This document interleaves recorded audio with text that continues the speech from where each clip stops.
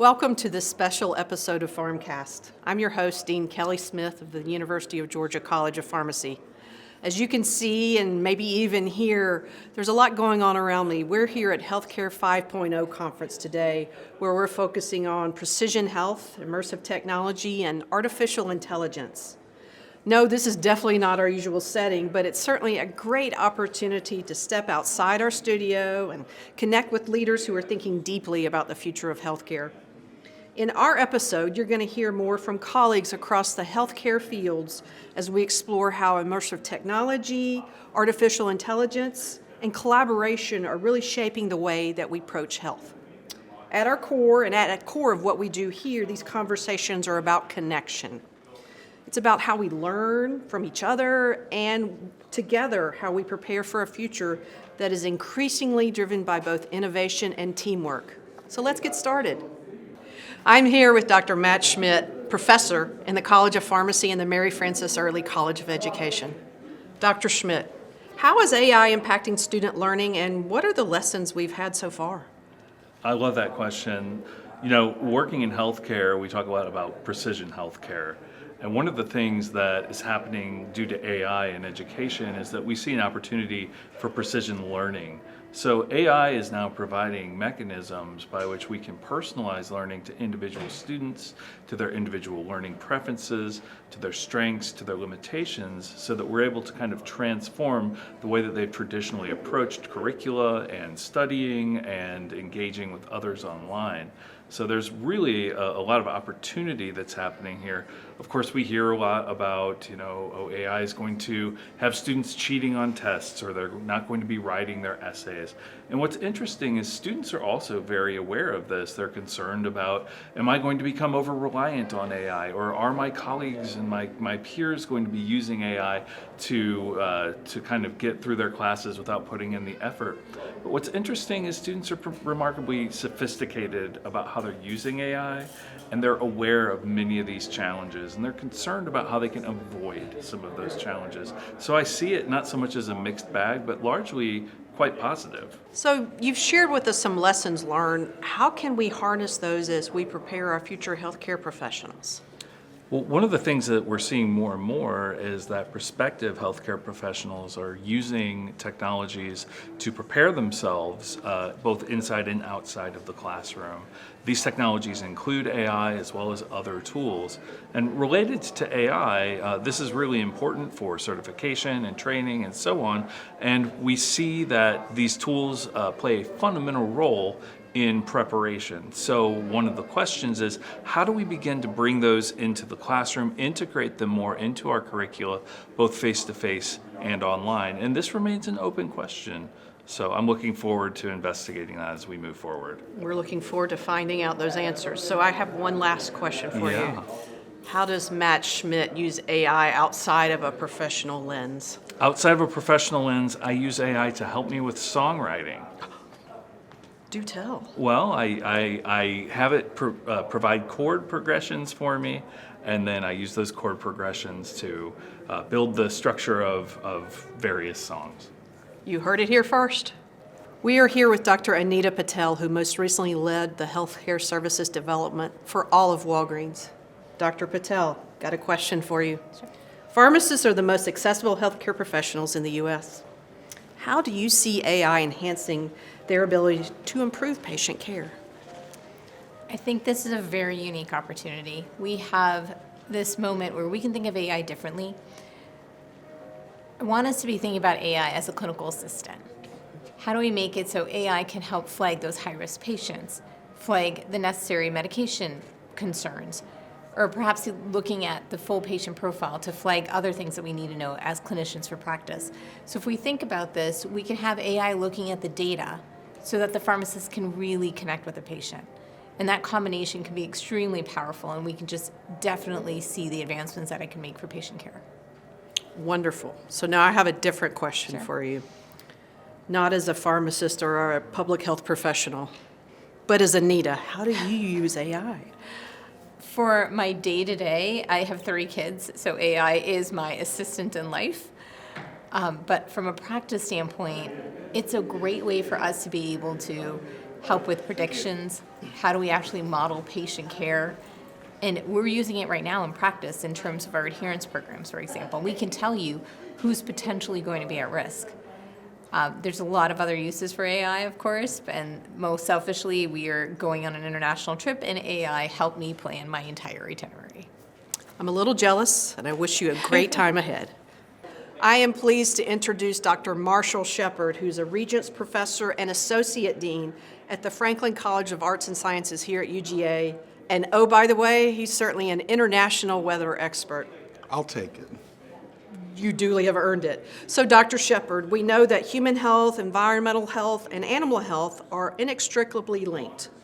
How do you manage AI and immersive technology within Franklin College of Arts and Sciences, given that perspective? Well, as you know, Franklin College is expansive, but AI touches almost all of our divisions. In fact, we have the Institute for Artificial Intelligence, which lives within the college and is co-managed with the Office of the Provost.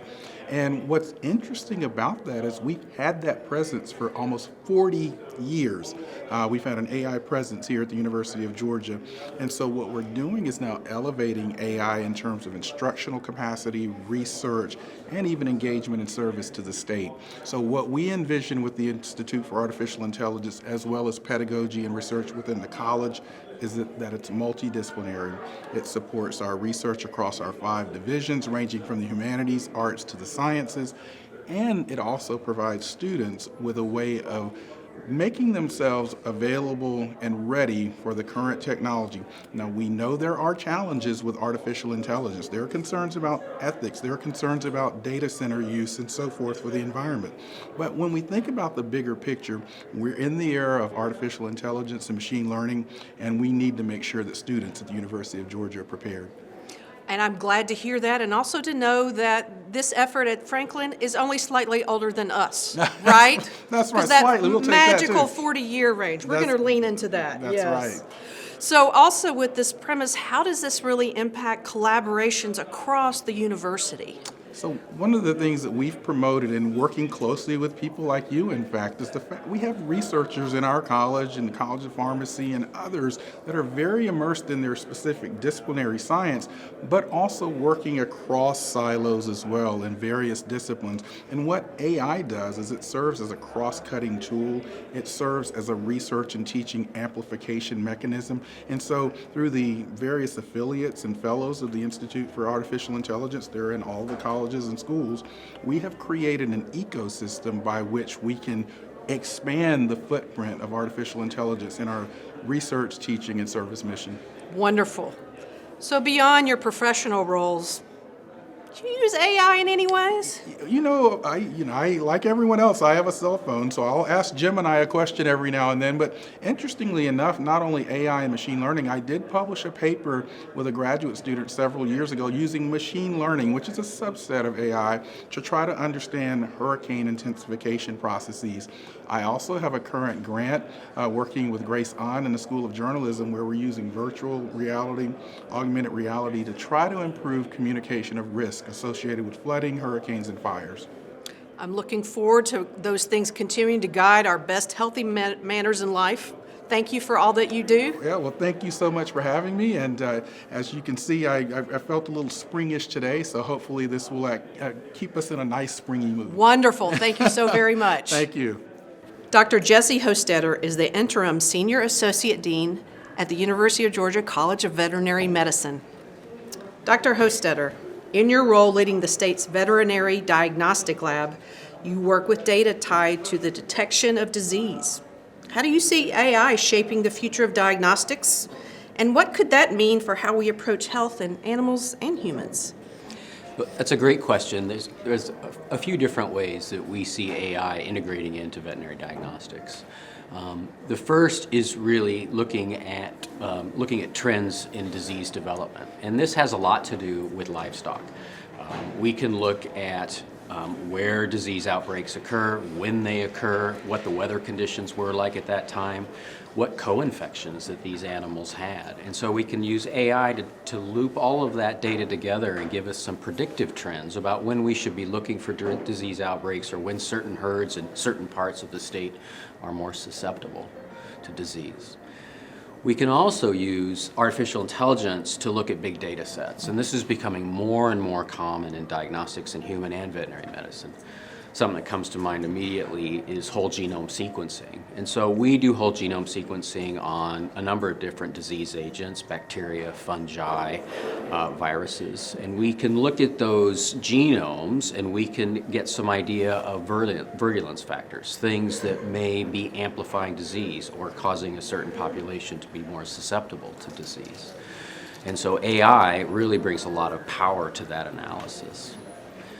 We can also use AI to enhance diagnostics. And so in my particular field, which is pathology, we've used artificial intelligence with microscopic images, a biopsy sample, for instance. And so we can use AI to pick up very subtle changes in the microscopic changes that can tell us if a cancer is there and what the prognosis for that cancer might be.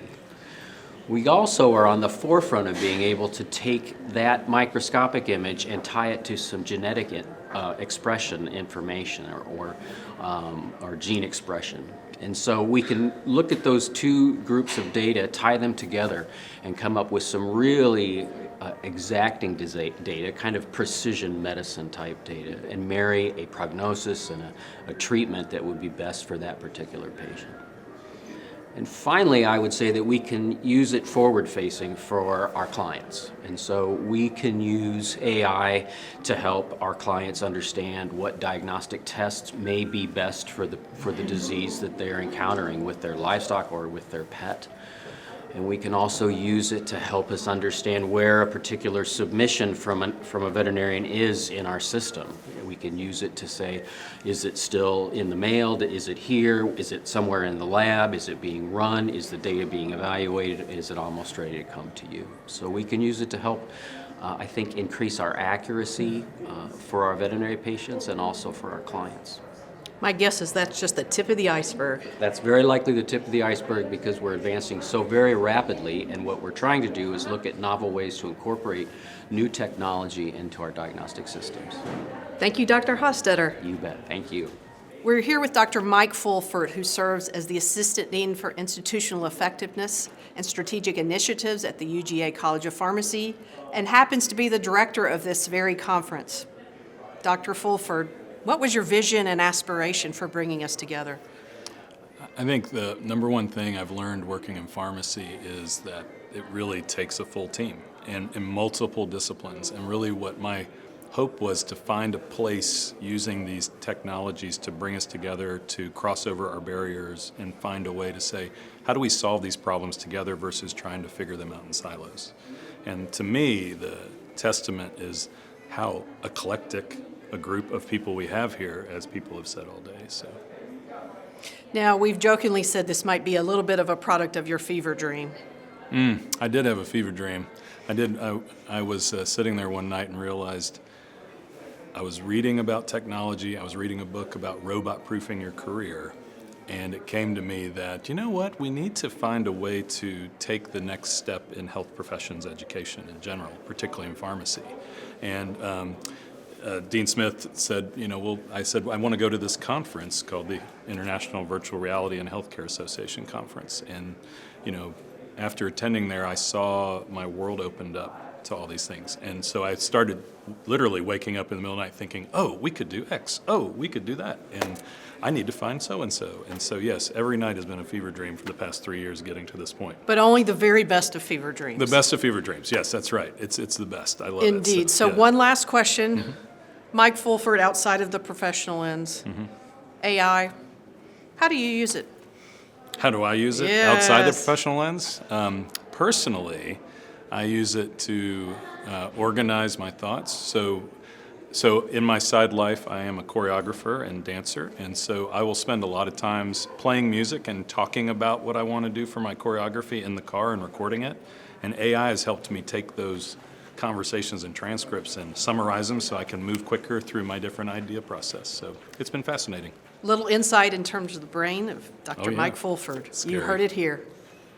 As we wrap up this special episode of PharmCast, I want to thank our guests for taking the time to share their perspectives with us.